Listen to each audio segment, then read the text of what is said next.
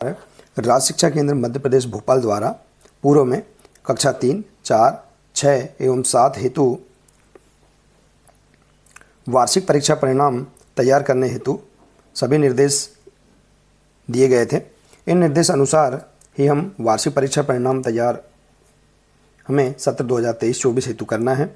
इसके आधार पर हम अंकसूची, प्रगति पत्रक किस प्रकार से माध्यमिक स्तर के लिए हम तैयार करेंगे, आइए आज हम इस वीडियो के माध्यम से जानेंगे। पर उदाहरण स्वरूप इसे समझ सकते हैं कि कक्षा 6 और 7 के लिए किस प्रकार से अंकसूची, प्रगति पत्रक हमें तैयार करना है।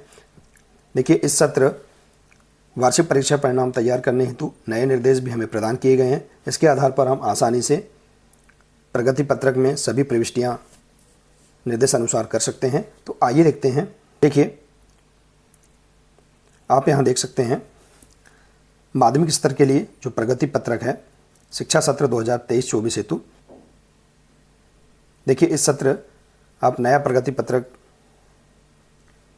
किस प्रकार से आप भरेंगे, इस वीडियो के माध्यम से हम आसानी से समझेंगे। तो आइए देखते हैं माध्यमिक स्तर के लिए कक्षा 6 और 7 हेतु हम प्रगति पत्रक किस प्रकार से तैयार करेंगे, इसमें कौन कौन सी हमें प्रविष्टियाँ कैसे करना है, इसे हम समझते हैं। देखिए, यहाँ आप देख पा रहे हैं प्रगति पत्रक माध्यमिक स्तर के लिए शिक्षा सत्र 2023-24। देखिए, हमें यहाँ पर जो पहला पेज है इसमें हमें सामान्य सी जानकारियाँ जो है अंकित करना है। जैसे कि हम देखेंगे शिक्षा सत्र 2023-24 अंकित कर देंगे। शाला का डाइस कोड, शाला का नाम, यहाँ पर हम विद्यार्थी की फ़ोटो भी हम यहाँ पर लगा सकते हैं। इसके बाद विकासखंड, जिला, सरल क्रमांक, देखिए छात्र का जो सरल क्रमांक है और छात्र का जो अनुक्रमांक है। इसके बाद समग्र आईडी, आधार क्रमांक, कक्षा, जैसे कि हम यहाँ पर जैसे कि हम यहाँ देख रहे हैं, उदाहरण स्वरूप इसे हम समझ रहे हैं कक्षा 6।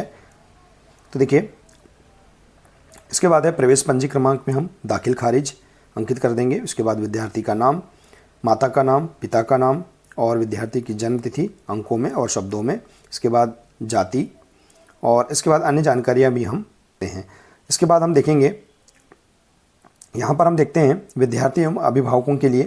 देखिए, यहाँ दिया है यहाँ पर किस प्रकार से हमें ग्रेड प्रदान करना है। देखिए, पूर्व में राज्य शिक्षा केंद्र द्वारा भी ग्रेडिंग हेतु नए निर्देश दिए गए हैं कि हमें इस सत्र A+ A grade, B+ B grade, C+ C grade, इस प्रकार के ग्रेड हमें वार्षिक परीक्षा परिणाम एवं प्रगति पत्रक में भी हमें अंकित करना है। तो देखिए, इस प्रकार से हम यहाँ पर ग्रेडिंग इसके आधार पर हम आसानी से कर सकते हैं। तो देखिए, इस प्रकार से हम यहाँ पर प्रगति पत्रक के पहले पेज में हम इस प्रकार से जानकारियाँ भर सकते हैं। इसे आप उदाहरण स्वरूप समझ सकते हैं। अब आइए देखते हैं प्रगति पत्रक के अगले पेज में हम किस प्रकार से जानकारियाँ भरेंगे।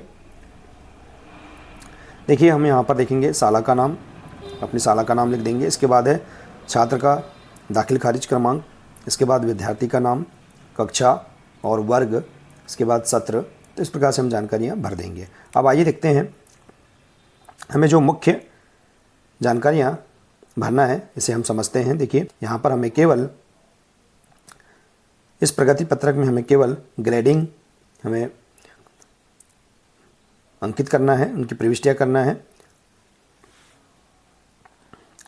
तो देखिए, यहाँ पर हम देख सकते हैं शैक्षिक क्षेत्रों का मूल्यांकन, इसमें हमें ग्रेड अंकित करना है। तो ओवरऑल जो ग्रेडिंग होगी, समग्र ग्रेडिंग होगी, इसे हम यहाँ पर अंकित कर देंगे। हमने वार्षिक परीक्षा परिणाम पत्रक हमने जो तैयार किया है उसके आधार पर हम यहाँ पर समग्र ग्रेडिंग अंकित कर देंगे। इसी प्रकार से व्यक्तिगत सामाजिक गुणों का जो मूल्यांकन है इसमें भी हम समग्र ग्रेडिंग सभी क्षेत्र में हम इस प्रकार से अंकित कर देंगे।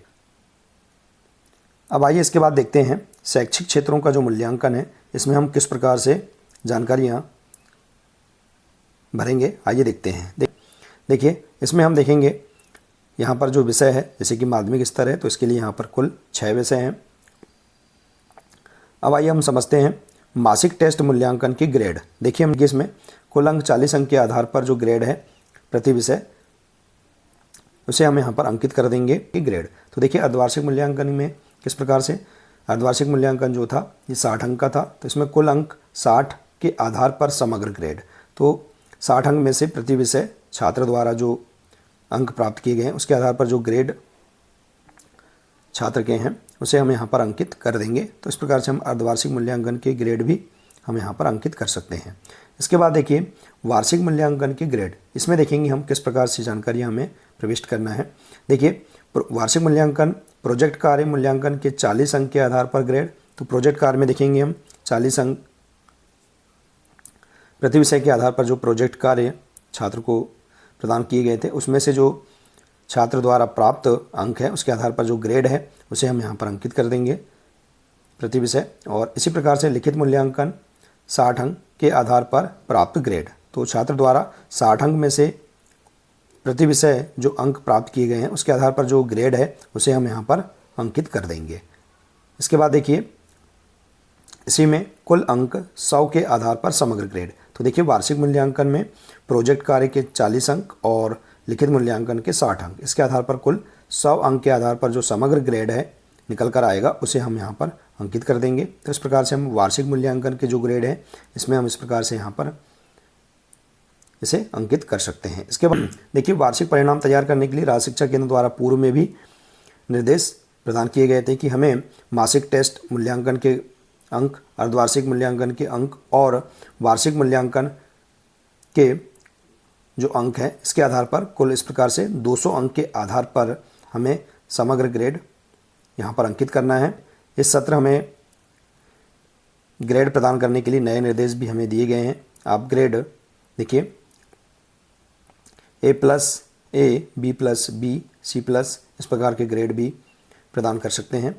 तो इस प्रकार से हम शैक्षिक क्षेत्रों का जो मूल्यांकन है इसमें हम ग्रेडिंग आसानी से कर सकते हैं, इसमें इसकी प्रविष्टियाँ आसानी से कर सकते हैं। इसके बाद हम देखेंगे यहाँ पर दिया है शिक्षक का अभिमत और वार्षिक परिणाम ग्रेड। तो देखिए वार्षिक परिणाम का जो ग्रेड है किस प्रकार से हमें निकालना है। हम देखेंगे माध्यमिक स्तर के लिए 6 विषय हैं, प्रति विषय 200 अंक के आधार पर 6 विषय के कुल 1200 पूर्णांक के आधार पर छात्र द्वारा जो प्राप्त अंक है उसके आधार पर हम यहाँ पर वार्षिक परिणाम का ग्रेड निकाल सकते हैं।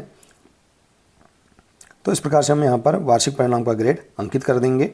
इसके बाद है शिक्षक का अभिमत। तो देखिए शिक्षक का अभिमत जो होगा ये वार्षिक परिणाम का जो ग्रेड है इसके आधार पर हमें यहाँ पर प्रदान करना है। तो इसके लिए हम यहाँ देख सकते हैं प्रथम पेज में प्रगति पत्रक में ही शिक्षक का जो अभिमत है किस प्रकार से हमें प्रदान करना है इसके लिए जानकारी यहाँ दी गई है। जैसे कि देखिए यहाँ ग्रेड दिया गया है और इसके आधार पर किस प्रकार से शिक्षक अभिमत दे सकते हैं। तो इस प्रकार से यहाँ पर आप इसे देख सकते हैं।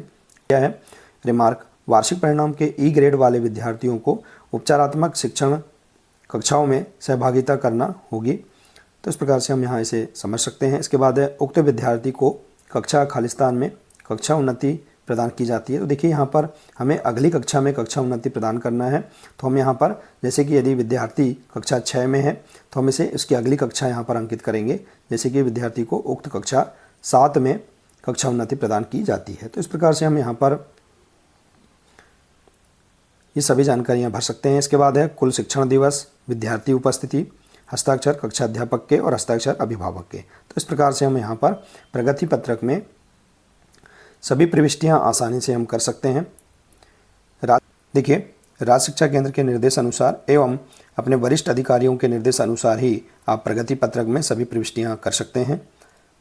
इस प्रकार से देखिए इसे आप उदाहरण स्वरूप समझ सकते हैं। तो आशा है कि आपको यह जानकारी बहुत ही अच्छी लगी होगी। देखिए यदि जानकारी अच्छी लगी हो तो प्लीज़ इसे अधिक से अधिक शेयर करें, वीडियो को लाइक करें और इसी प्रकार से इसके आगे की अन्य सभी महत्वपूर्ण जानकारियाँ प्राप्त करने के लिए आप हमारे इस चैनल से जुड़े रहिए। आप इसी प्रकार से प्राथमिक स्तर के लिए भी प्रगति पत्रक तैयार कर सकते हैं। तो मिलते हैं इसी प्रकार से इसके आगे के अगले नए वीडियो के साथ। नमस्कार।